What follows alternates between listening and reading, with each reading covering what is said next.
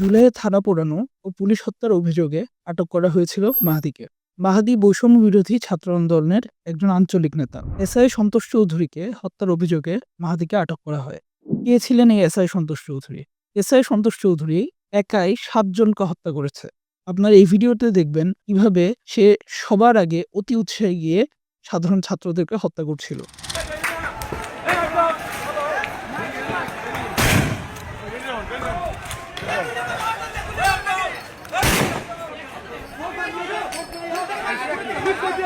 তাই যেদিন এসআই সন্তোষকে হত্যা করা হয়, সেদিন সাধারণ জনতা খুঁজে খুঁজে শুধু এসআই সন্তোষকেই মেরে ঝুলিয়ে দেয়। কারণ অন্য সবার মধ্যে এসআই সন্তোষের প্রতি সাধারণ জনতার ক্ষোভ অনেক বেশি ছিল। সেই অভিযোগে মাহাদীকে আটক করা হয়। আবার মাহাদী এটাকে জাস্টিফাই করতে হয় স্লিপ অফ টাং বলে। প্রশ্ন হলো, জুলাইয়ের সহিংসতা কি অপরাধ ছিল? জুলাই নিজেই ছিল একটা অপরাধ।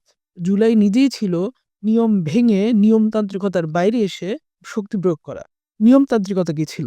নিয়মতান্ত্রিকতা হলো প্রচলিত স্টেট মেকানিজমের মধ্য থেকে সরকার বদল, অর্থাৎ নির্বাচন বা এই ধরনের বিষয়গুলো।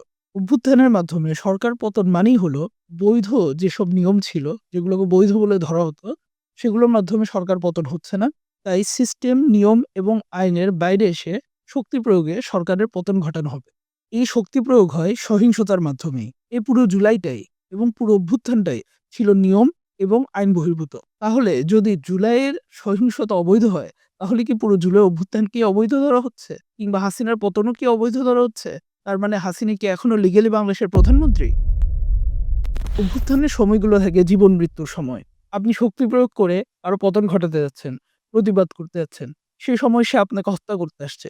সেই সময় আপনি যদি পাল্টা আঘাত না করেন, তাহলে আপনি মরবেন, না আপনার তাকে মেরে ফেলতে হবে। পৃথিবীতে কোনো অর্গানিক অভ্যুত্থানে সহিংসতা হয়নি এমনটা নয়। কেওস থাকে, অরাজক পরিস্থিতি থাকে। সহিংসতার মাধ্যমে এখানে একটি চূড়ান্ত অপসরফা হয়। শত্রুকে প্রতিরোধ করা এখন কি অপরাধের মধ্যে গণ্য হবে?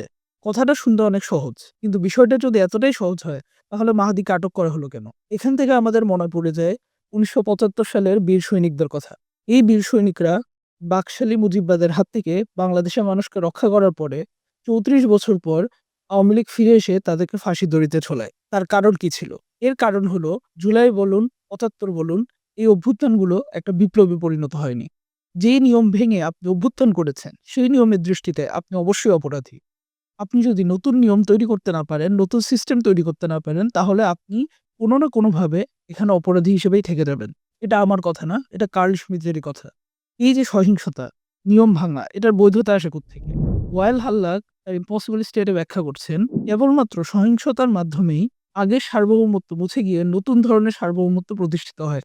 অর্থাৎ যখন নতুন ধরনের সার্বভৌমত্ব প্রতিষ্ঠিত হয়, তখনই এই সহিংসতাটা জাস্টিফাইড হয়। উদাহরণ হিসেবে ১৯৭১ কথাই চিন্তা করুন। ১৯৭১ যদি বাংলাদেশ বিজয় অর্জন না করত, তাহলে মুক্তিযোদ্ধাদেরকে বিদ্রোহী হিসেবে হত্যা করা হতো। বাংলাদেশের মানুষ বিজয় অর্জন করলো, মুক্তিযোদ্ধারা বিজয় অর্জন করলো, নতুন দেশ হলো, নতুন ধরনের রাষ্ট্র হলো, এবং তাদের সেই সহিংসতাটা, সেই নিয়ম ভাঙাটাই, তাদের সেই বিদ্রোহটাই গ্লোরিফাইড হয়ে উঠল। সকল বিপ্লব, সকল পৃথিবীর মোড় ঘুরিয়ে দেওয়া ঘটনায় আপনারা একই প্যাটার্নটাই পাবেন। সেটা মুসলিম কাফের সবার ক্ষেত্রে একই। এটাই হলো সুনানে কাউনিয়া, অর্থাৎ আল্লাহর বেঁধে দেওয়া নিয়ম। ইতিহাস কখনো কাউকে ছেড়ে দেয় না। ইতিহাসের ঋণ জমা হতে থাকে। সিস্টেম ভেঙে নতুন সিস্টেম না বানানোর কারণে ইতিহাসের কোনো না কোনো সময় গিয়ে জুলাইয়ের যোদ্ধারা ক্রিমিনালাইজড হবে। এর উদাহরণ ১৯৭৫ সালের বীর সৈনিকরা দেখিয়ে গেছে।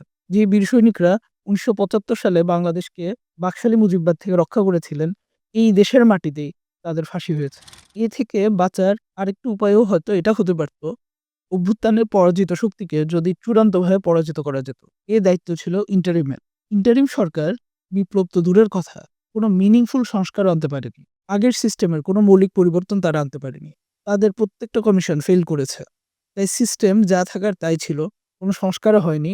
যার কারণে আগের সেই নিয়ম অনুসারেই জুলাইয়ের সহিংসতা অপরাধ হিসেবে থেকে গেছে। একই সাথে যারা এসে এই প্রতিশোধটা নিতে পারে, সে আওয়ামী লীগ এবং তাদের যে সহযোগী, তাদের কারো বিচার দমন কিছুই এই সরকার সেভাবে নিশ্চিত করতে পারেনি। ফলে আমরা দেখছি তারা আবার সক্রিয় হয়ে উঠেছে।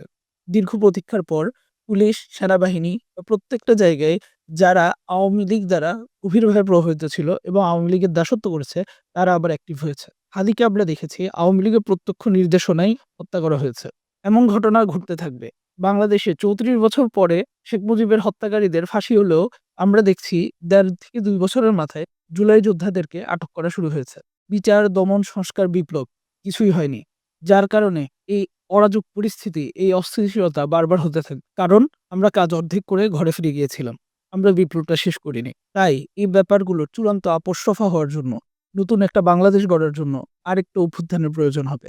দরকার হবে একটা পূর্ণাঙ্গ বিপ্লবের এবং সেই জন্য আমাদের প্রস্তুতি নিতে হবে।